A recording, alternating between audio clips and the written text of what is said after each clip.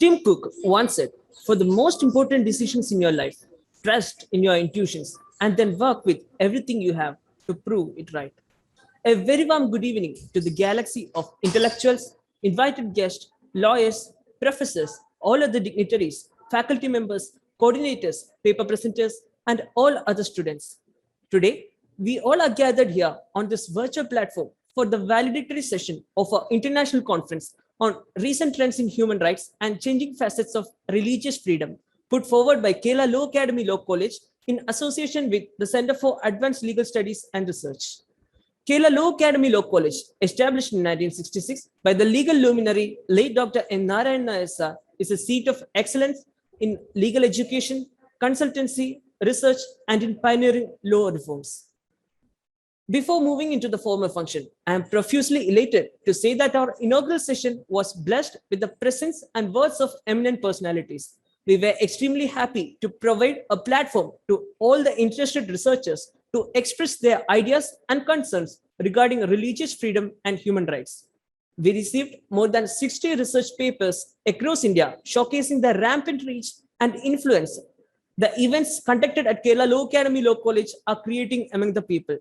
The contribution covered various approaches to this matter from the researchers varying from research scholars, assistant professors, PG and UG students from reputed law colleges around the country. The galaxy of intellectuals were kind enough to spend their valuable time listening and giving their feedback to the presenters. Now we have Gauri Jyotish B of 3rd Sem BCom LLB with a dance performance to commemorate Independence Day in advance. And here we go.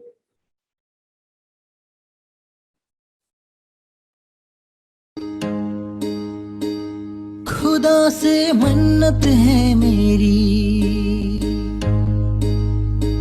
लौटा दे जन्नत वो मेरी। खुदा से मन्नत है मेरी, लौटा दे जन्नत वो मेरी। वो अमन वो चमन का नजारा, वो अमन वो चमन का नजारा। ओ खुदाया लौटा दे कश्मीर दोबारा, ओ खुदाया लौटा दे कश्मीर दोबारा।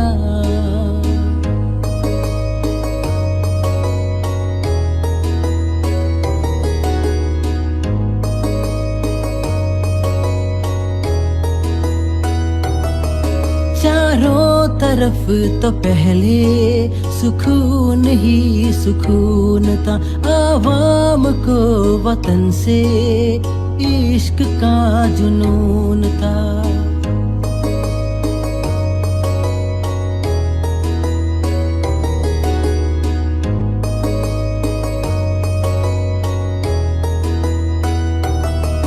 चाहे खफन का छोड़ा मुझको पहना दे तू, मेरे बच्चे को वो जन्नत वो कश्मीर दिखा दे तू।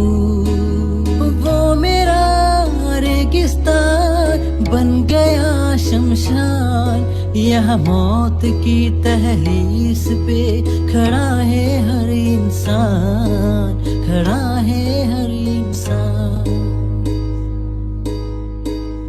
मेरा कश्मीर मेरा कश्मीर मेरा कश्मीर मेरा कश्मीर मेरा कश्मीर मेरा कश्मीर। हे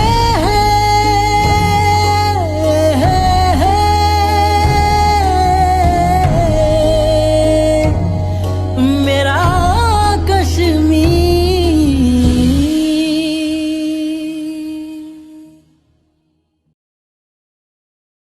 Thank you so much, Gauri, for filling us with patriotism with your mesmerizing performance.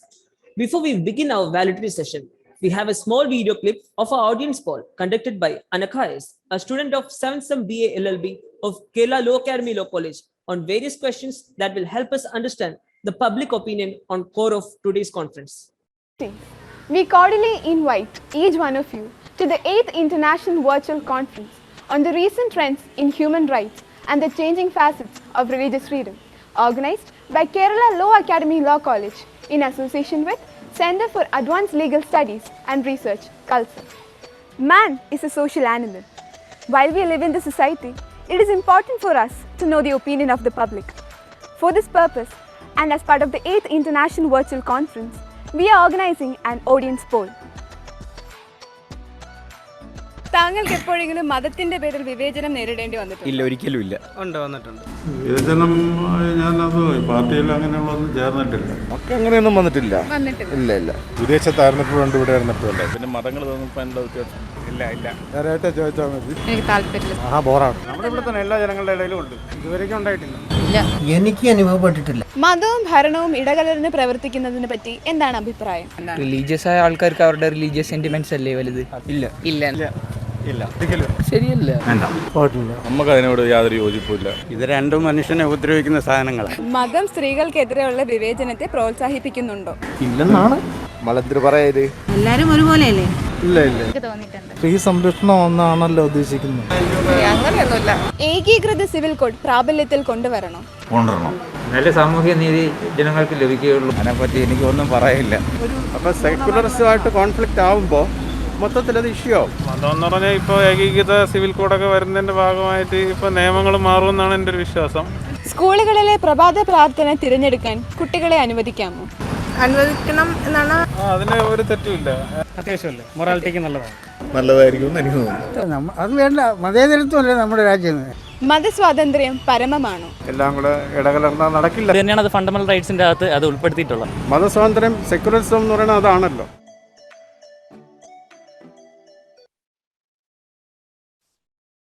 The video has indeed shone light into the general opinion of the public. Though each reply showcases different understanding and backgrounds, the epitome that we can derive is that the people of India stand for democratic secularism. A teacher is like a candle. It consumes itself to light the way for others. This saying is true in every aspect for us. Now, I would like to invite our faculty, Advocate Arya Sunil Paul ma'am, Assistant Professor, Kerala Law Academy Law College, who is one of the youngest faculties of our institution and a practicing lawyer, to officially welcome our guest into the session. Ma'am, please. Thank you, Abraham. Success seems to be connected with action. Successful people keep moving. They make mistakes, but they don't quit. Success only comes to those who dare to attempt. Respected Dr. Jaydevan S. Nair sir, Dean, School of Law, Christ, Dr. Sindhu Tulasidaran ma'am, Associate Professor, HOD, Department of Law, University of Kerala, Karyavattam, Mrs. Radhika R.P., Assistant Professor, Kerala Law Academy Law College, respected faculties, dear students and participants. A very warm good evening to one and all. I deem it as a privilege to deliver the welcome address for this valedictory session of the 8th International Conference on recent trends in human rights and changing facets of religious freedom. The concept secularism was given by Mahatma Gandhi, correlated with Sarva Dharma Samabhava, which means equality of all religion, and all religion should be treated equally, whereas the beliefs stand on two things. Firstly, India has a profoundly religious society, and it is not too easy to party from public life, which means there should be a role of religion in public life. Secondly, state and religion will go hand in hand. We cannot consider it entirely a private matter. When religion is important to a person, then he will understand and respect other religions. Also, promotion of democracy by maintaining national unity and integrity. Now, I accordingly invite Dr. Jaydevan S. Nair sir, Dean, School of Law, Christ. He is a highly respected academician, and I consider it as a privilege to listen to his valedictory address today. On behalf of Kerala Law Academy Law College, I extend to you, sir, a hearty welcome. Now, I cordially invite Dr. Sindhu Tulasidaran ma'am, Associate Professor, HOD, Department of Law, University of Kerala, Karyavattam. She needs no special introduction. Ma'am is a part of KLA family. She is our constant support and an active member of every academic event which are carried out in this institution. On behalf of Kerala Law Academy Law College, I extend to you, ma'am, a hearty welcome. Srimati Radhika RP, Assistant Professor, Kerala Law Academy Law College, is with us to deliver the vote of thanks in this valedictory session. She is a part of KLA family and also my colleague. She is an active member in all academic and other activities conducted by in this institution. On behalf of Kerala Law Academy Law College, I extend you, ma'am, a warm welcome. I also welcome and appreciate the zest shown by the participants from various universities and colleges who have joined us to make this conference a great success. On behalf of Kerala Law Academy Law College, I extend to each and every participant a very warm welcome. I welcome all faculty members and dear students in this institution to the session. I conclude by extending my heartfelt welcome to everybody attending in this conference. Thank you. Thank you so much, ma'am, for such a warm welcome. With immense respect, privilege, and gratitude, I would like to invite our Honorable Chief Guest, Dr. Jaydevan Isnaisa, Dean at School of Law, Christ University. He has done several law book reviews. Sir is an epitome of knowledge and a man with charismatic personality. Thus, it's a matter of immense privilege to welcome Sir to address the valedictory session. Sir, please. Good evening, everybody. I hope I'm audible to all of you. Respected Advocate Agaraj Narayanan, Director, Kerala Law Academy. Respected Advocate Arya Sunil Paul, who rendered the welcome address. Respected Professor Dakshina Saraswati, ma'am, because of whom I am here today to address all of you. Respected Dr. Sindhu Tulsidharan, Mrs. Radhika KP, students, faculty at the Kerala Law Academy, and all the dear participants who have sat through this conclave since morning for this August International Conference. I would like to record my deep appreciation to the organizers and the participants of this international conference on the theme of recent trends in human rights and changing facets of religious freedom. The chosen topic is susceptible to being explored from various points of view. And the technical sessions we have had since morning would have amply reflected these possibilities. Such conclaves foster the spirit of debate and dispels ignorance and misunderstandings, and stimulates further peaceful dialogue and research on the topics by the current and upcoming generations. These topics need to be discussed seriously and with great academic responsibility, as issues pertaining to secularism today are about religious freedom having a bearing on national security, sovereignty, morality, health, and public order. It is a very vast topic that you have dealt with in this international conference. I will be speaking about it from the point of view of the Constituent Assembly debates.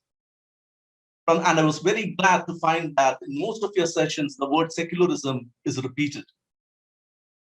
I will be speaking on secularism and conversions also, the recent spate of legislations in the country as well.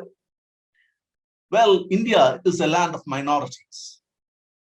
It is not something which I have articulated. It is something which is found in the text of Granville Austin, scholar, Indologist, who has written profusely on constitution making in India in his work on the Indian Constitution.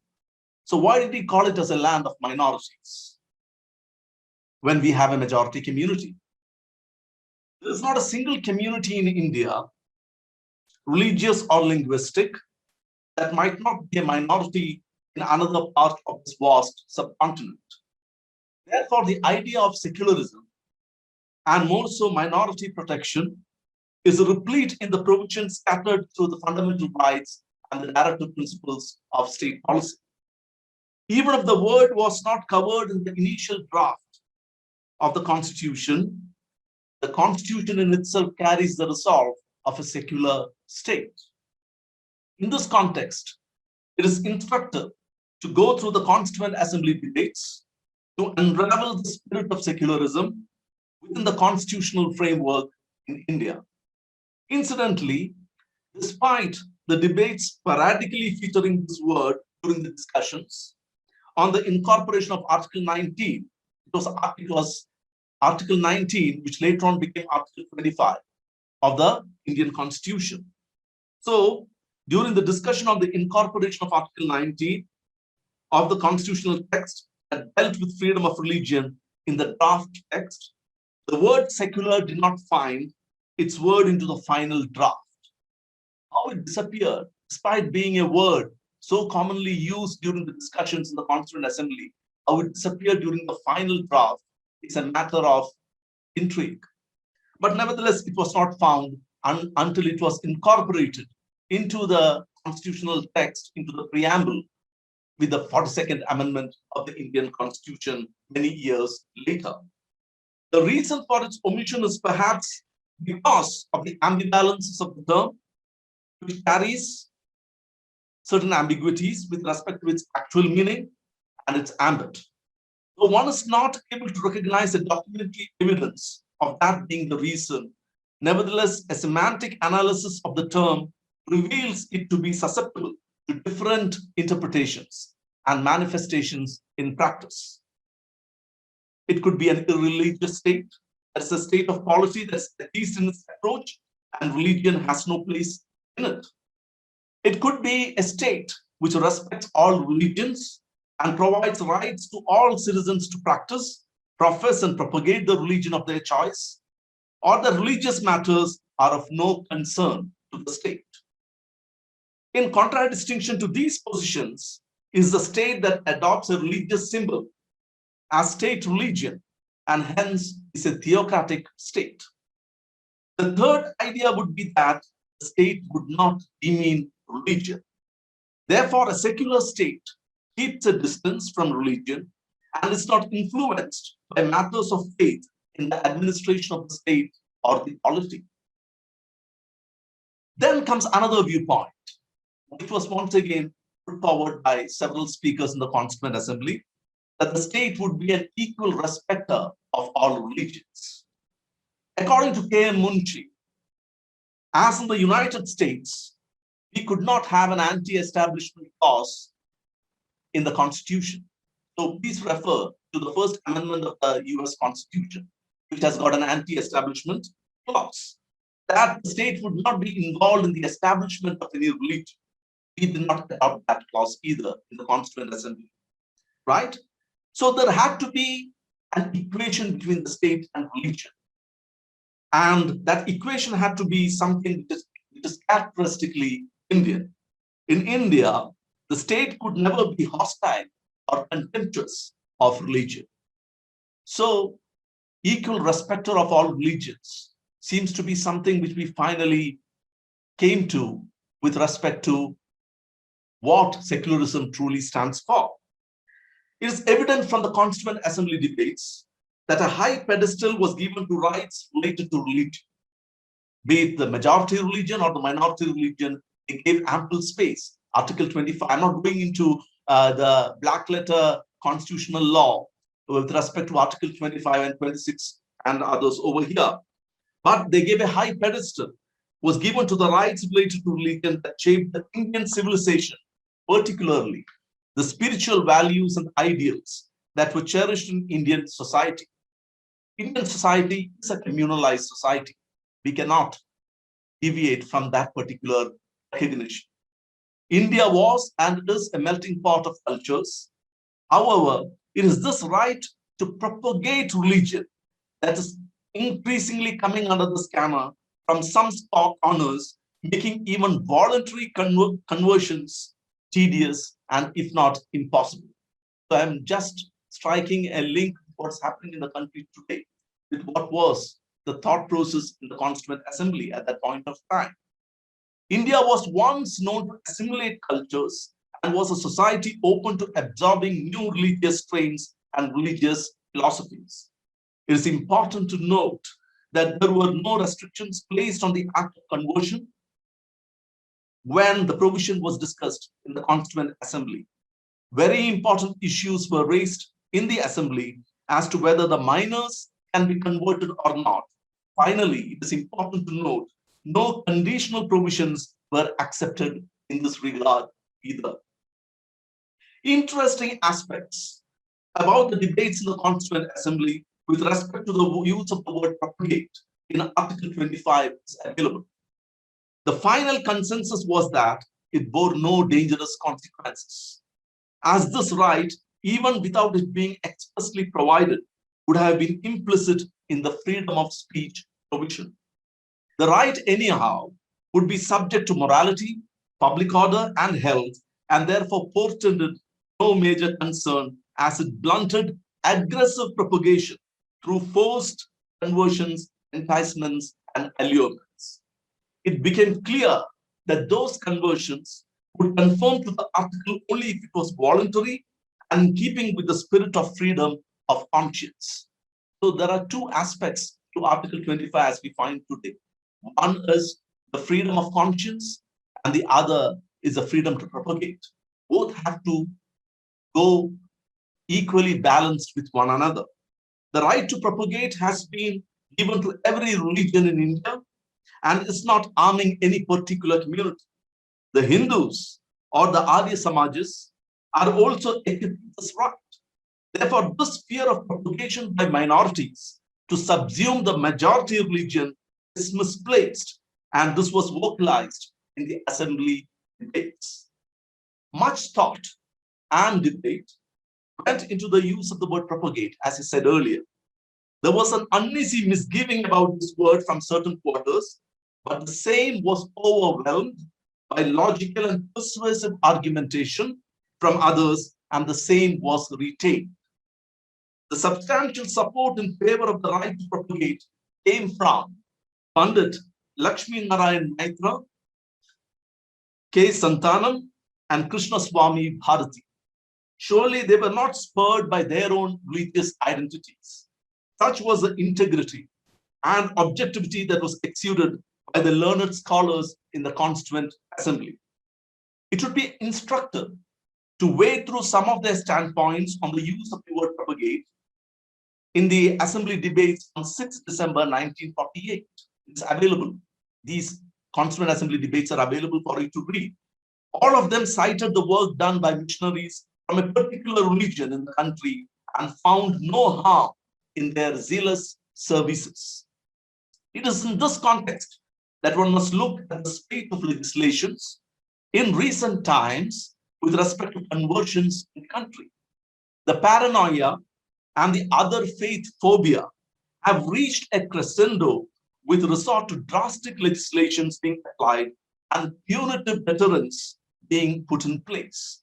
To counter conversions, one has witnessed the invocation of the National Security Act, thereby equating conversion to an anti-national act.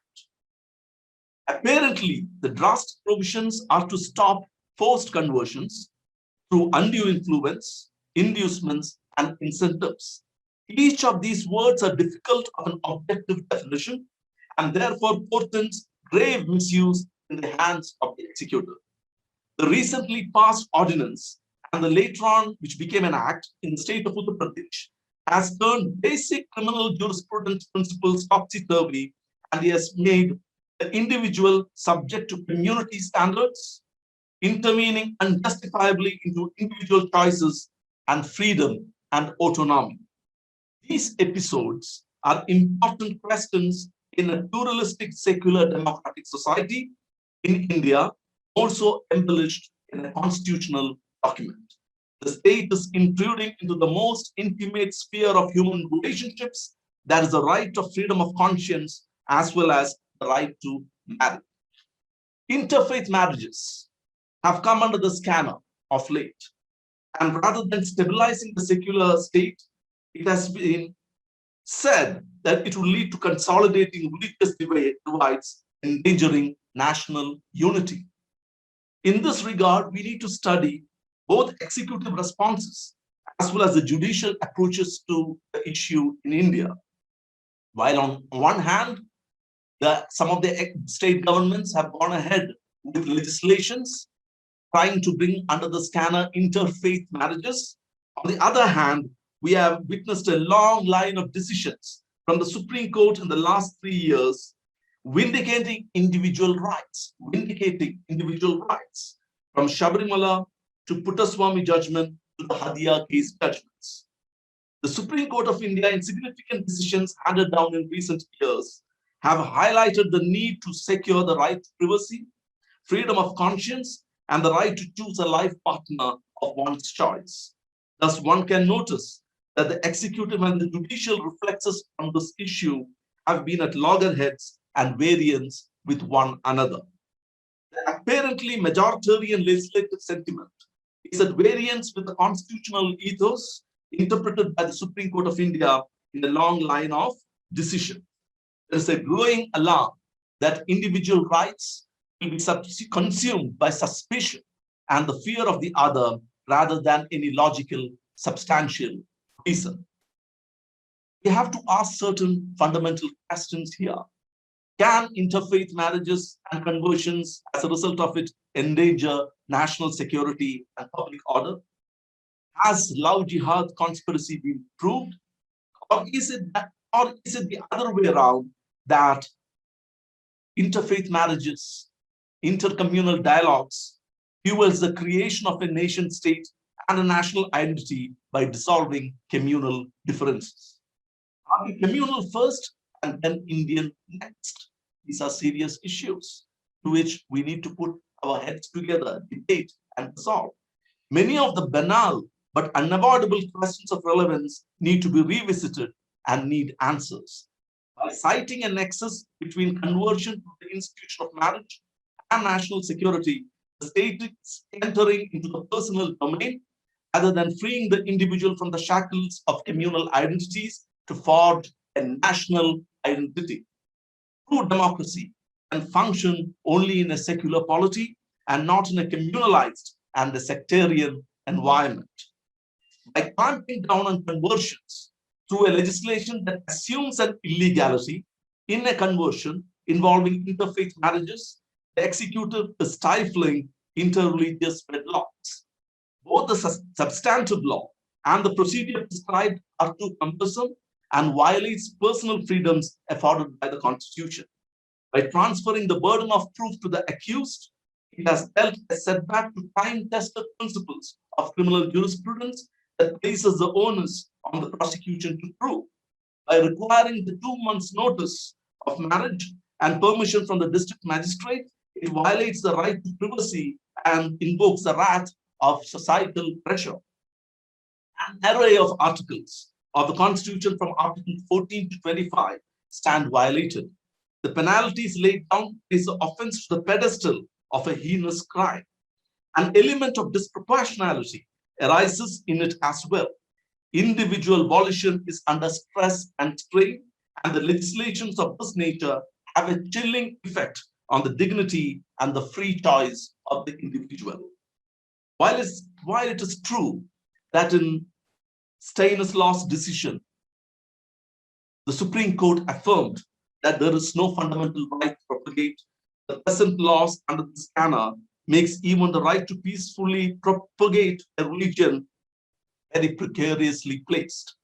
This is owing to the definitions of the conditions that are vague, making them susceptible to wide interpretations.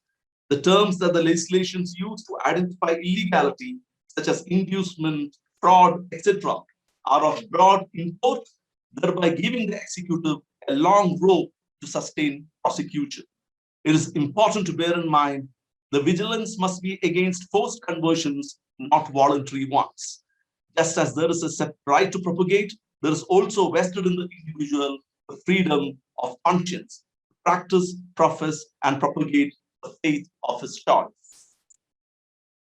Thank you for this opportunity given to me by Kerala Lawacademy.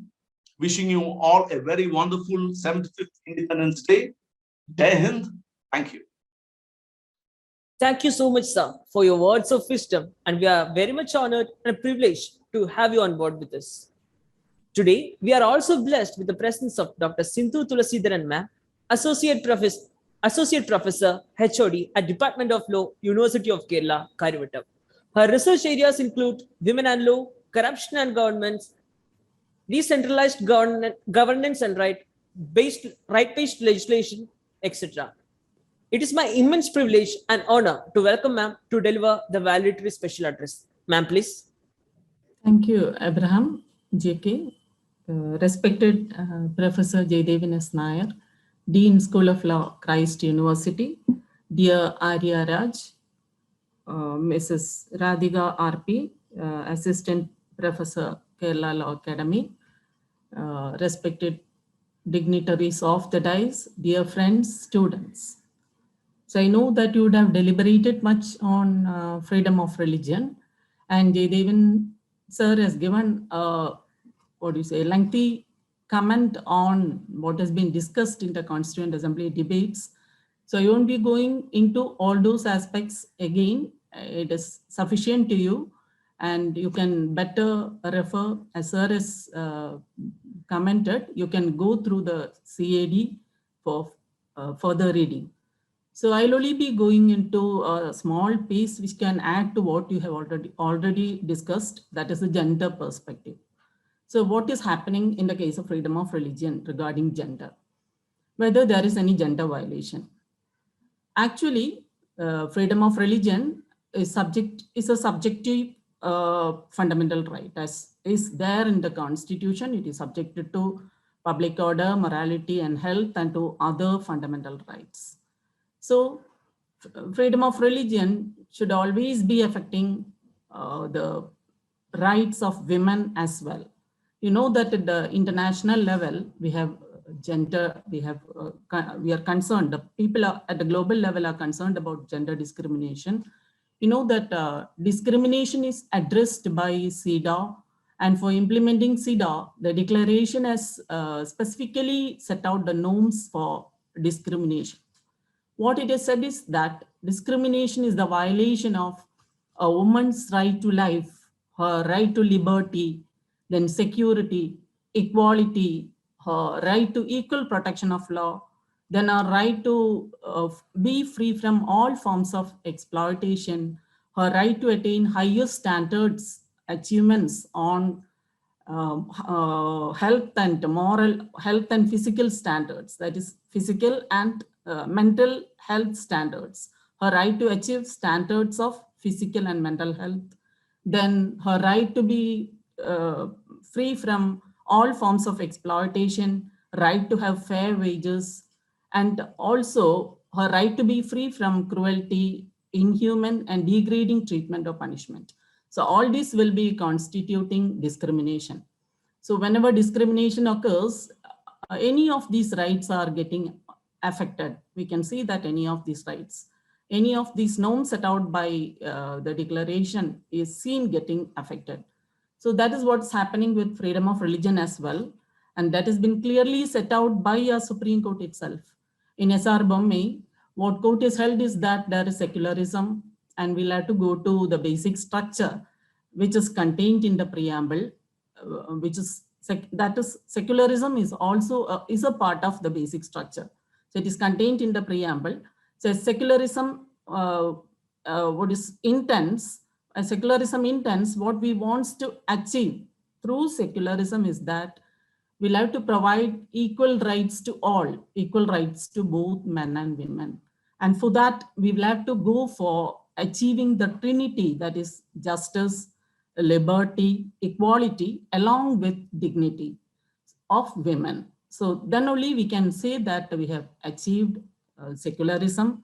And as far as S.R. Bommey is concerned, you can see that this dignity, that is freedom of religion, then what you say is justice, justice, equality, and dignity of woman has to be protected while we observe freedom of religion. So what has happened in the recent cases is that we know that protection of Muslim women her rights, protection of Muslim women, protection of rights of Muslim women on Marriage Act came in after the Shaira Banu case.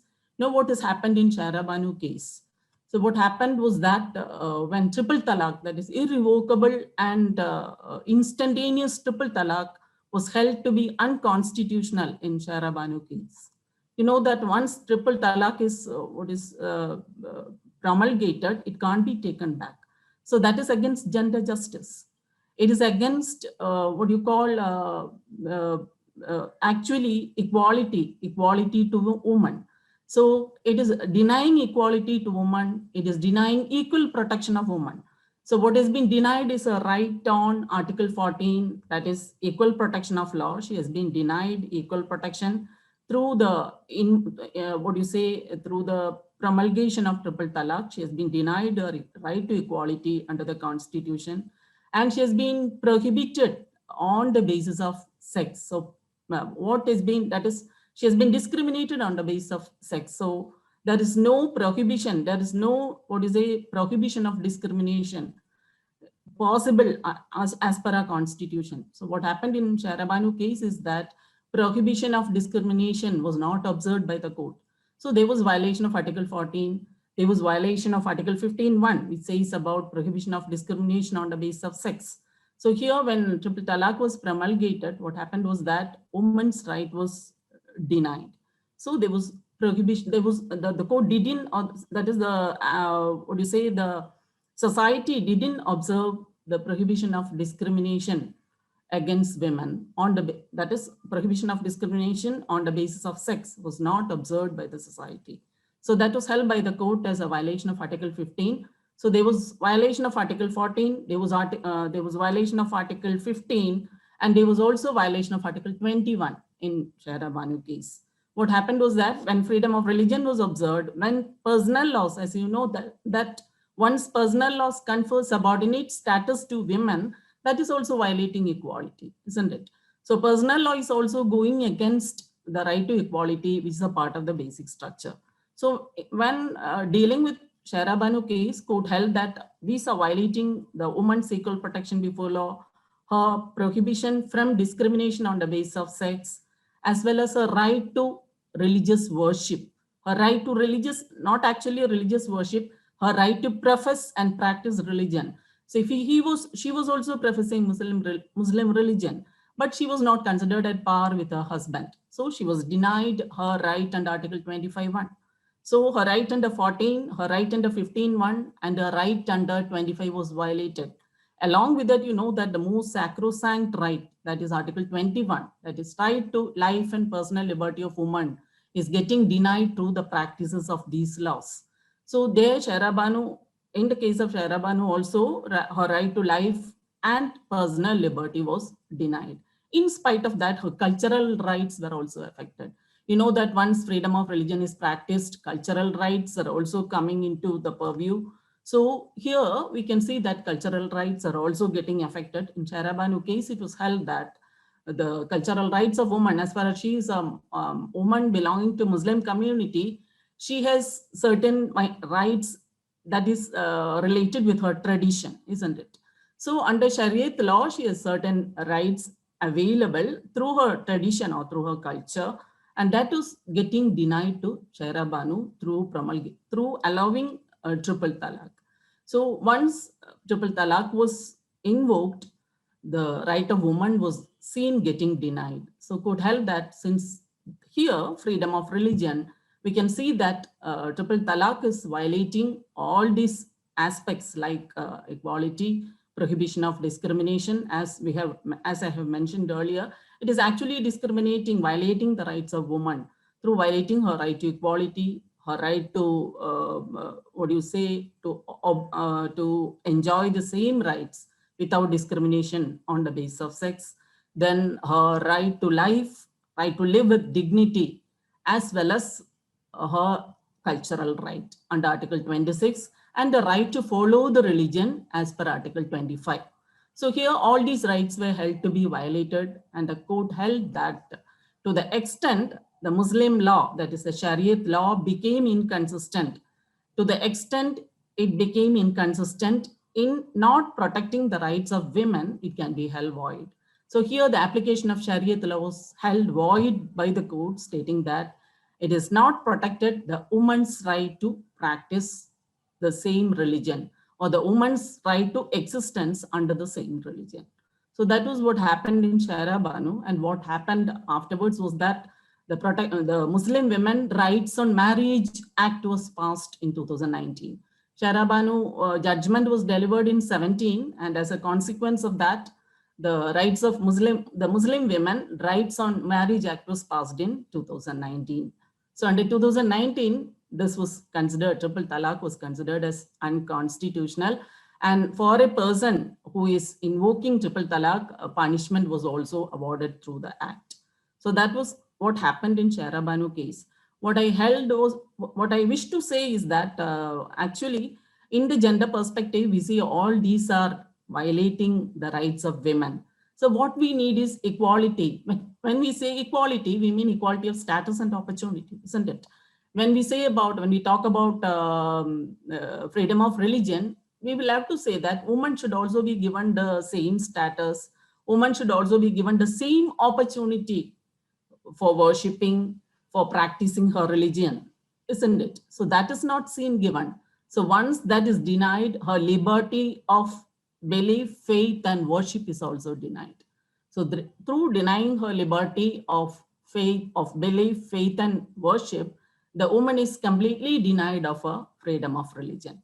So that is what is happening, because freedom of religion, actually human rights predominates over freedom of religion. So once if we need to establish freedom of religion as a whole, that is in its entirety, we'll have to see if human rights are getting violated or not. So in all these instances, we see that the human rights are getting violated, isn't it?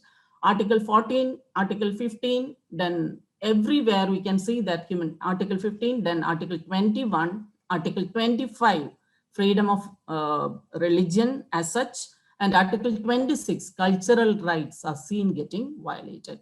So we can say that once freedom of religion is enjoyed, or once freedom of religion is implemented, we'll have to see whether the human rights are protected, because all this will come about that. We can say that, as I talked about the Trinity, in secular concept, when we go to preamble, we can see equality of status and opportunity. We can see liberty of belief, faith, and worship there. Then we can see fraternity, thereby we are assuring the common nationality. Through fraternity, brotherhood, we are attaining the common nationality. We are attaining the unity and integrity of the nation. So through this three principles, equality, justice, then liberty, through these three principles, through adopting these three principles, we can bring into gender equality within the presence or within the purview of freedom of religion.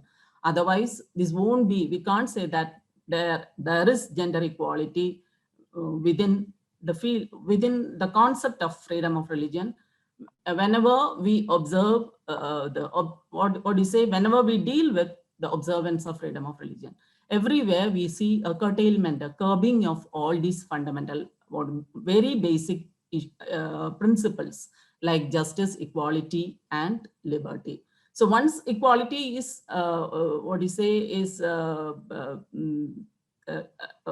assured, once equality is assured, we will directly go to liberty, isn't it?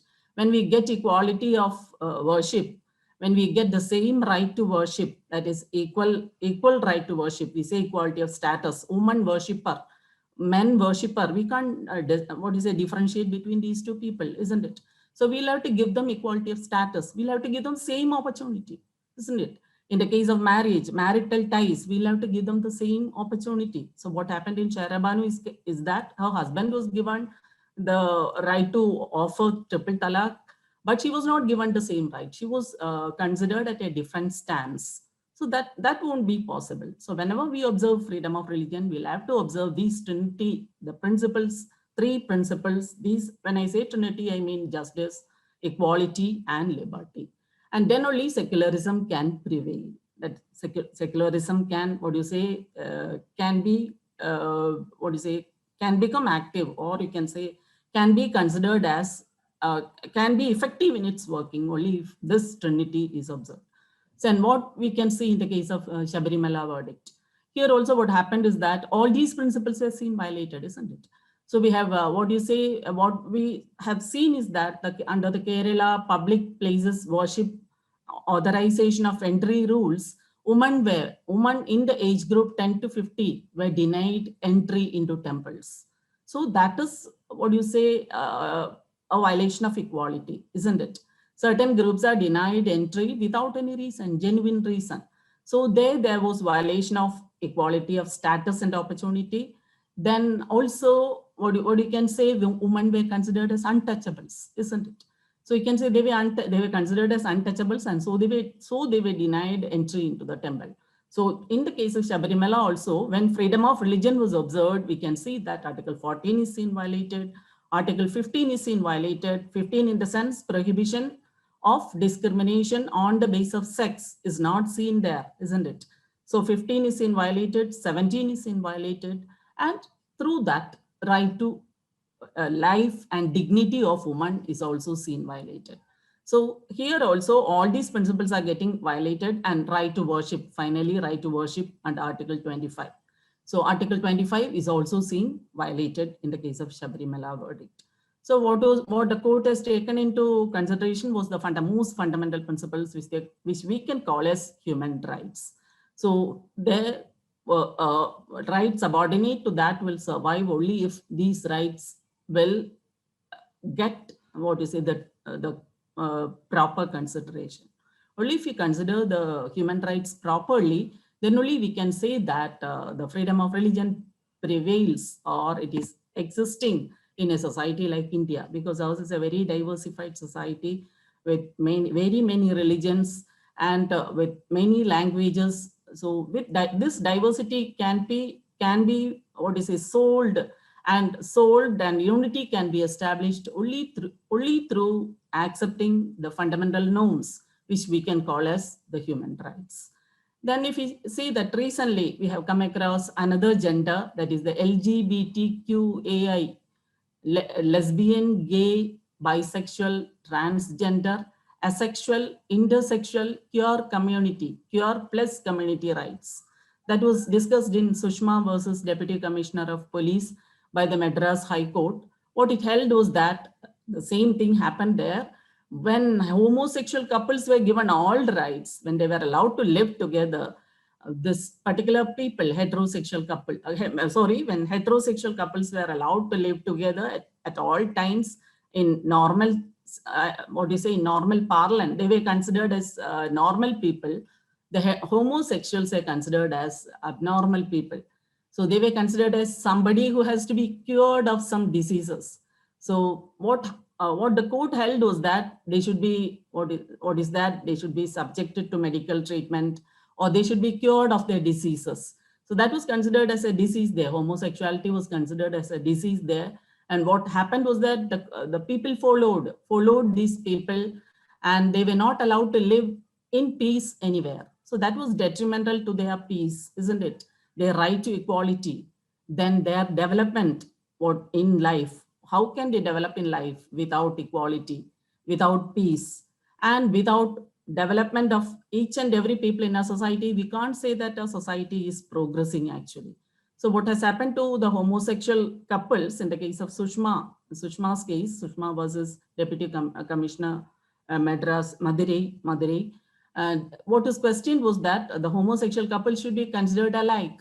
So there should not be any religious inhibition in allowing them to live as spouses. So homosexual spouses should also be able to live in a normal life, isn't it? As in the case of heterosexual couples. So here they were differentiated, and they were they were followed, and they were also said to they were not allowed to stay in peace anywhere in the city. That was what happened.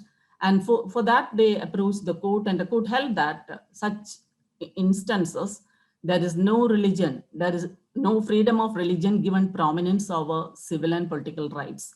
So whenever such situations come up, we'll have to give more importance to human rights only.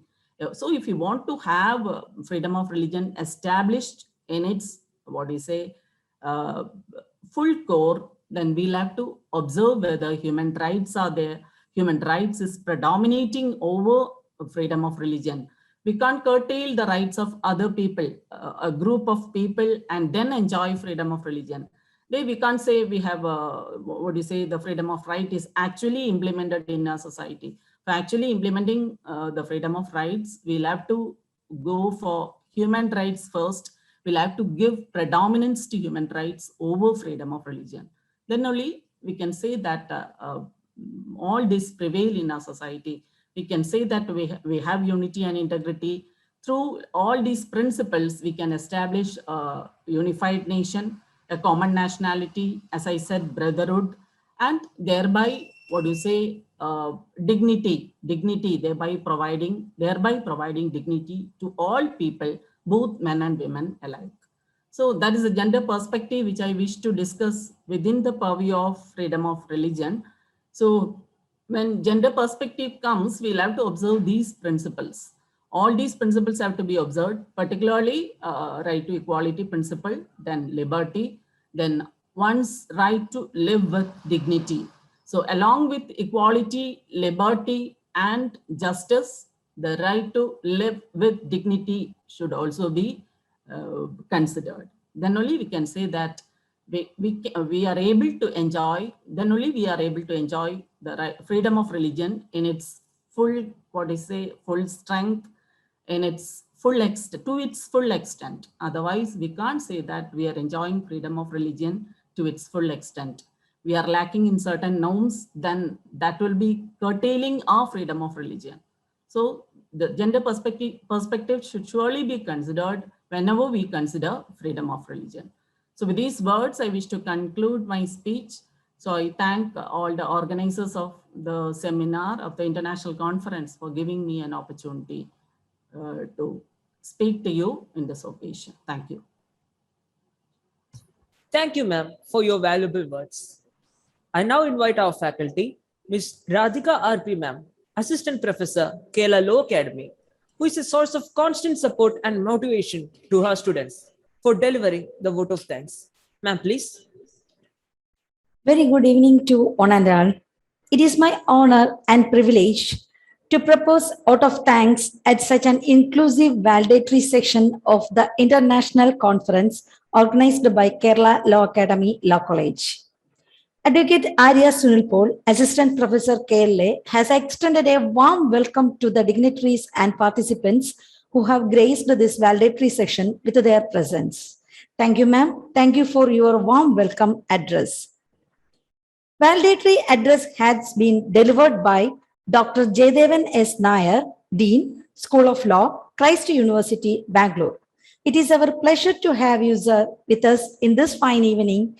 I express my heartfelt thanks for your inspiring address. Thank you, sir.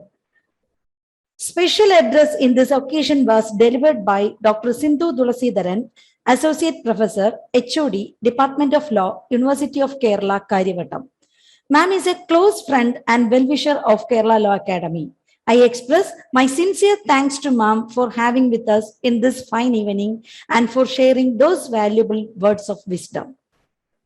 A galaxy of luminaries have graced the conference with their presence. I will be failing in my duty if I don't mention the names of the eminent personalities who chaired the special sessions this afternoon. A special mention to Dr. Amrithalingam S., Associate Professor, Tamil Nadu National Law University, Tiruchirappalli; Conrado M. Cornelius, Researcher and Assistant Lecturer in Environmental Law, Faculty of Law, University of Indonesia; Marina Muniz Pinto, Lawyer, Federal University of Bahia, President to Federal University of Bahia's Human Rights Clinic, Brazil; Dr. Anish V. Pillai, Assistant Professor, School of Legal Studies, CUSAT, Kochi. A big thanks to them. Various sessions were chaired by Dr. Ragendu C.K., Assistant Professor, Department of Law, University of Kerala, Karyavattam; Smith Ajita Nair L., Associate Professor, Kerala Law Academy; Dr. Dakshina Saraswati, Assistant Professor, Kerala Law Academy; S. Sudhir Chandran, Assistant Professor, Chennai Dr. Ambedkar Government Law College. Ms. Saru Lakshmi, Assistant Professor, Department of Political Science, Kamala Nehru College, University of Delhi. Dr. Surabhi, Assistant Professor, Department of Political Science, Miranda House College, University of Delhi. Professor G. Anil Kumar, Professor, Kerala Academy. Saubhagya Badkaria, Assistant Professor, National Law Institute, Bhopal. Mohlin Kaur, Assistant Professor, University Institute of Legal Studies, Chhattisgarh University, Punjab. Dr. Faisal Ali Khan, Associate Professor of Law, Galgosius University. Dr. Veena Roshan Jose, Assistant Professor, Dharmashastra National University, Jaipur. I thank them for their time and dedication in chairing these sections, though smoothly and efficiently. Thank you so much. It is with immense pleasure I thank Advocate Nagaraj Narayanan, Director KLA, and Dr. P. Lakshmi Nair, Director Culture, for their guidance and blessings, without which we could not have conducted this conference in such a grand manner. Thank you, sir, and thank you, ma'am. I take this opportunity to thank Professor K. Harindran, Principal KLA, K. Anil Kumar, Professor KLA, Arun V. Unnithan, Assistant Professor KLA, Dr. Dakshina Saraswati, Assistant Professor KLA, Advocate Arya Sunil Pol, Assistant Professor KLA, and myself, Radhika RP, Assistant Professor KLA, have worked day and night for the success of this conference. It is with a great satisfaction that we look back to those days when we worked around the clock to ensure that everything goes fine in the conduct of this mega event. I thank all the members of the organizing committee for their contribution and their time. The real unsung heroes of this conference are the student conveners. Without their untiring effort, contribution, and time, this conference would not have been such a big success. My humble thanks to all of them. Finally, I am extremely grateful to all the faculty members, students, non-teaching staff, technical staff, friends, and well-wishers of KLA who so enthusiastically participated throughout the conference. I express my sincere thanks to them from bottom of my heart. Now, it is time to bid goodbye. A big thanks to all of you. Thank you. Thank you very much. Jai Hind. Thank you, ma'am. This conference was indeed a platform to share ideas and thoughts by prominent speakers and experts in the field, both national and international. The seminar focused on various themes such as law, freedom and religion, secularism and human rights, secularism in Indian context, etc. Gratitude makes sense of our past, brings peace for today, and creates a vision for tomorrow. On this note, let's conclude this remarkable, memorable, and knowledgeable valedictory session. On behalf of our institution, we sincerely thank all the dignitaries for joining us, supporting us, and enlightening us with their enthusiastic remarks. I show my heartfelt gratitude to each and every person for rendering their wholehearted support, which led to the success of this international conference. It was absolutely a delightful experience for us to interact with such amazing audiences. And none of this could have been possible without some super spirited people behind the curtains. Thus, I would like to congratulate and thank each one of them for making our session a grand success. Firstly, I would like to thank our director, Advocate Nagaraj Narayan sir, our principal, Professor Harindran K sir, Anil Kumar sir, Professor Kerala Academy, faculty conveners of the conference, Arun V. Unnithan sir, Dr. Dakshina Saraswati ma'am, Radhika RP ma'am, and Advocate Arya Sunil Paul ma'am. Now, I request everyone to stand for all your future ventures on behalf of Kerala Law Academy Law College. This is Abraham J. Kanyabri signing off. Thank you.